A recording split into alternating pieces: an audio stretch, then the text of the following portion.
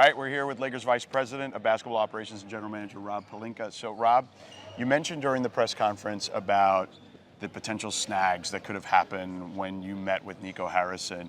Talk to me about the range of emotions, though, that you were going through while all this is transpiring over several weeks. You know, I think with any trade, especially a trade as historic as this one, there's going to be a lot of things that come up from the time you begin talking till you complete.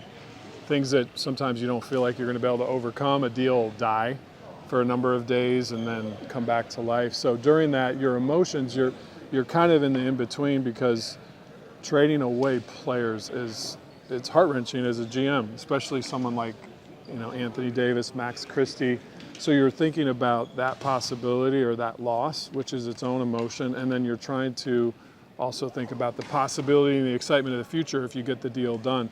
So you're kind of torn in between those two emotions of like hope and future and celebrating versus loss and grieving, and that's a really complicated place to be. Well, and then the angst potentially of what if this gets out, right? And then everything could go haywire at that point. That too. So I think it's very rare for, you know, a deal of this magnitude to stay owner to owner, GM to GM, and in this case it did. And some people have said, oh, that's old school, that's how business used to be conducted. But it was clean, and I think that was just best for everybody involved. Yeah, and a testament, obviously, to you, your organization, and them as well. I don't think there's any doubt.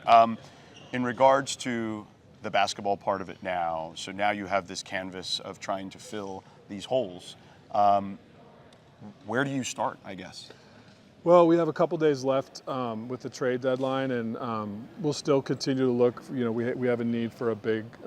Right now, the market for bigs is really dry, so I wouldn't expect anything incredible. That's probably something more we'll have to address in the off season, realistically. But there'll be buyout guys, you know, around the margins trades that we'll look at. But I think long term, we want to build a roster around JJ's basketball and coaching philosophy, and long term, again, around Luka and how he plays and his gift sets. What was LeBron's reaction to all this once you got a chance to actually talk to him? Yeah, I mean, I think that's a question for him to answer. I think he has been incredibly professional the whole way. And I think he's poured so much into this game. Like, for me to see him mentoring not only our players, but his son. And now he gets a chance to mentor a 25-year-old that could be one of the all-time greats. I always say, if you come into the game and you leave it in a better place than it was when you started, that's a legacy, and clearly that's what he's done. And then lastly, you started to allude to it about kind of the range of emotions you were dealing with, but just some thoughts on what Anthony Davis meant to this organization, and even, you know, Max Christie, et cetera. I think Anthony Davis, it starts with his character. He's one of the most high character individuals I've ever worked around. That starts with being a husband in the home, a dad to his kids. He's just an unbelievable human being, and happens to be one of the best basketball players in the world. That was a critical part of us being able to raise banner number 17, and so we're forever grateful for him.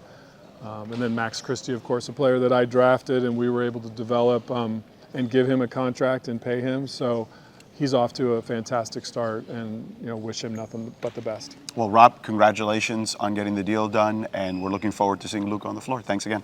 Thanks, George. Good to see you.